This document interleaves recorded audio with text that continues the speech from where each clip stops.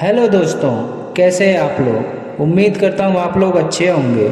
जैसा कि आप देख रहे हैं, आज की कहानी है लोहा खा गया घुन। अगर कहानी पसंद आए तो प्लीज़ एक लाइक कर देना। तो चलिए शुरू करते हैं। एक गांव में चंपक और श्रवण नाम के दो आदमी रहते थे। वे दोनों एक साथ व्यापार करते थे। व्यापार से जो भी मुनाफा होता था दोनों आपस में बराबर बराबर बांट लेते थे। फिर एक दिन चंपक ने श्रवण से कहा, श्रवण भाई, क्यों ना हम कोई ऐसी वस्तु खरीदें जो जल्दी खराब ना हो और उसकी कीमत भी बढ़ती रहे। फिर हम उसे कुछ सालों के बाद बेचे तो हमें हमारे खरीदे हुए पैसे से ज्यादा दाम मिल सके। फिर श्रवण ने कहा, चंपक भाई, तुम्हारी बात तो सही है, लेकिन हम क्या खरीदें? फिर कुछ देर आपस में बात करने के बाद दोनों ने लोहा खरीदने का निर्णय लिया और फिर दोनों ने बराबर बराबर रुपए मिलाकर लोहा खरीदा। फिर चंपक ने श्रवण से कहा, श्रवण भाई, आप इस लोहे को अपने पास ही रखो, इसे हम कुछ सालों के बाद बेचेंगे। फिर श्रवण ने लोहे को अपनी एक पुरानी कोठरी में रख लिया। कुछ दिन तक लोहा सुरक्षित रहा, लेकिन धीरे धीरे श्रवण के मन में लालच आने लगा और वह चंपक को बिना बताए लोहा बेच दिया। फिर कुछ सालों के बाद चंपक श्रवण के पास आया और बोला, श्रवण भाई, आज लोहे का भाव काफी बढ़ गया है, जल्दी से वह लोहा निकालो, हम इसे बेच कर आते हैं। चंपक की बात सुनकर श्रवण ने कहा, चंपक भाई, लोहा तो मेरी कोठरी में नहीं है। लगता है इतने सालों तक लोहे को रखने से उसे घुन खा गए हैं।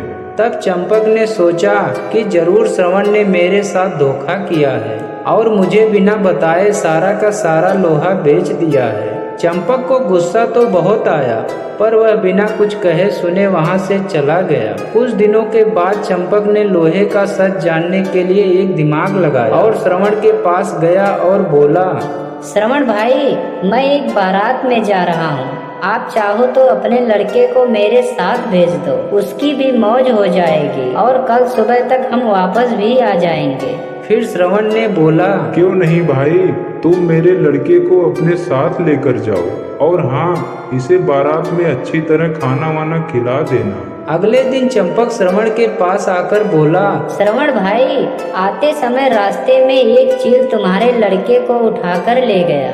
फिर श्रवण बोला, ये कैसे हो सकता है? भला कोई चील 12 साल के लड़के को कैसे उठाकर ले जा सकता है? सीधी तरह तुम मेरे लड़के को वापस करो, नहीं तो मैं राजा के पास जाऊंगा। फिर चंपक बोला, ठीक है श्रवण भाई, चलो राजा जी के पास, अब वही न्याय करेंगे। फिर राजा के पास पहुंचकर श्रवण ने अपने लड़के के बारे में बताया। राजा श्रवण की बात सुनी और आश्चर्यचकित होते हुए चंपक से कहा, देखो चंपक, तुम झूठ बोल रहे हो। भला कोई चील 12 वर्ष के लड़के को कैसे उठाकर ले जा सकता है? राजा की बात सुनकर चंपक ने उत्तर दिया, राजा साहब, जब श्रवण के पास मेरा रखा हुआ लोहा कुछ सालों में घुन खा सकता है तो 12 साल के लड़के को चील क्यों नहीं उठा सकता है? चंपक की बात सुनकर राजा सब समझ गए कि श्रवण ने चंपक के साथ धोखा किया है। फिर राजा ने श्रवण को कहा चंपक का लोहा लौटाने को और चंपक को कहा श्रवण का लड़का वापस करने को। दोनों ने राजा की बात मान ली। इस तरह चंपक ने अपनी होशियारी और सूझबूझ से अपना लोहा श्रवण से वापस लिया।